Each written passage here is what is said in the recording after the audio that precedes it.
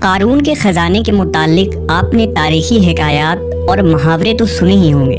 یہ وہی شخص ہے جس کا ذکر اللہ نے قرآن مجید میں نشان عبرت کے طور پر کیا ہے۔ قارون کا قصہ اسرائیلی اور اسلامی دونوں طرح کی روایتوں میں ملتی ہے۔ یہ بنی اسرائیل کا وہی امیر ترین شخص تھا جس کے خزانے کی کنجیاں 300 اونٹوں اور خچروں پر لادے جاتے تھے، اور ہر کنجی چمڑے کی ہوتی تھی جو ایک خزانے کی چابی تھی۔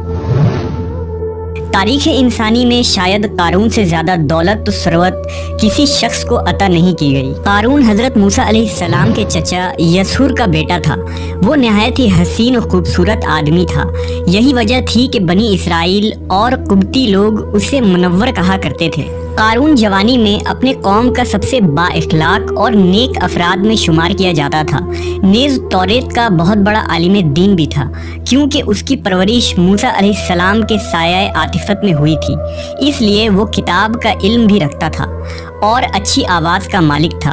وہ توریت خوبصورت انداز میں تلاوت کیا کرتا تھا۔ یہی وجہ تھی کہ لوگ اس کا بہت ہی ادب و احترام کیا کرتے تھے۔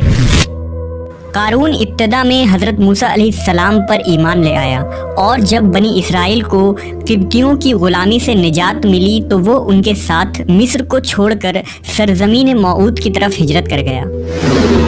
وہاں اس کے حالات ایک دم سے بدل گئے اور اس کے ہاتھ میں بے شمار دولت آئی۔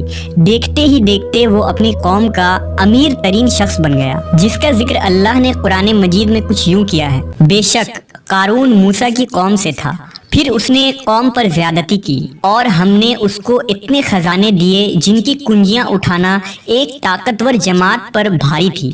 ایک جگہ فرمایا، جب اس سے اس کی قوم نے کہا اتراؤ نہیں، بے شک اللہ اترانے والوں کو پسند نہیں کرتا، اور جو مال تجھے اللہ نے دیا ہے اس کے ذریعے آخرت کا گھر طلب کر، اور دنیا سے اپنا حصہ نہ بھول، اور احسان کر جیسا اللہ نے تجھ پر احسان کیا، اور زمین میں فساد نہ کر، بے شک اللہ فسادیوں کو پسند نہیں کرتا۔ جب زکوٰۃ کا حکم نازل ہوا اور حضرت موسیٰ علیہ السلام نے اس سے عہد لیا تو اس نے یہ وعدہ کیا تھا کہ اپنے مال کا 1000واں حصہ زکوٰۃ نکالے گا۔ جب اس نے اپنے مال کا حساب لگایا تو ایک بہت بڑی رقم زکوٰۃ کی نکلی، لہٰذا اس کے دل میں حرص اور لالچ پیدا ہو گئی اور وہ زکوٰۃ کا منکر ہو گیا۔ اس نے ایک گندی چال چلی۔ اس نے بنی اسرائیل میں سے ایک گروہ کو جو اس کی حمایتی تھے جمع کیا اور کہا، اے بنی اسرائیل، موسیٰ نے ہمیں بہت سارے امور کا حکم دیا جس پر تم لوگوں نے اس کی پیروی کی، اب وہ تم سے تمہارا مال بھی لینا چاہتا ہے۔ فلاں فاحشہ عورت کو لے کر آؤ تاکہ اسے کچھ پیسے دے کر موسیٰ کو بدکار ثابت کیا جا سکے۔ قارون نے اپنے قوم کے لوگوں کو جمع کیا اور حضرت موسیٰ علیہ السلام سے پوچھا کہ زنا کی کیا سزا ہے؟ حضرت موسیٰ علیہ السلام نے کہا، جو بھی زنا کرے حالانکہ اس کی بیوی بھی ہو تو اسے سنسار کیا جائے یہاں تک کہ وہ مر جائے۔ قارون نے حضرت موسیٰ سے کہا، حتیٰ کہ اگر یہ کام آپ نے ہی انجام دیا ہو تو بھی؟ موسیٰ علیہ السلام نے کہا، ہاں، حتیٰ کہ اگر اس کام کو میں بھی انجام دوں تو یہی حکم ہے۔ قارون نے کہا، بنی اسرائیل یہ گمان کرتے ہیں کہ آپ نے فلاں فاحشہ عورت سے زنا کیا ہے۔ حضرت موسیٰ علیہ السلام نے فرمایا کہ اس عورت کو میرے سامنے لاؤ، لہٰذا وہ عورت بلائی گئی تو آپ نے فرمایا، اے عورت، اس اللہ کی قسم جس نے بنی اسرائیل کے لیے دریا کو پھاڑ دیا اور عافیت و سلامتی کے لیے دریا کے پار کرا کر فرعون سے نجات دی، سچ کہہ دے کہ واقعہ کیا ہے۔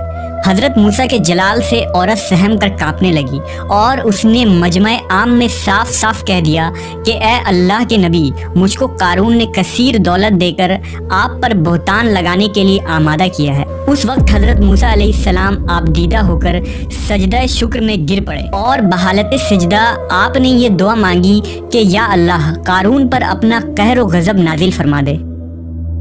لہٰذا وہ تمام لوگ جو قارون کے ساتھ تھے وہ اس سے جدا ہو گئے۔ موسیٰ علیہ السلام نے اللہ کے اذن سے زمین کو حکم دیا تو زمین پھٹ پڑی اور قارون اور اس کے پیروکار اس میں دھنسنے لگے، اور دیکھتے ہی دیکھتے قارون، اس کا مکان اور خزانہ سب اس زمین میں دھنس گیا۔ جب یہ زمین میں نابود ہو گئے تو زمین کا شگاف دوبارہ بند ہو گیا۔ قارون کی اس دولت کے متعلق بہت سارے تاریخی حکایات نقل کی گئی ہیں، اور تا قیامت قارون اور اس کا خزانہ تمام انسانیت کے لیے نشان عبرت بنی رہے گی۔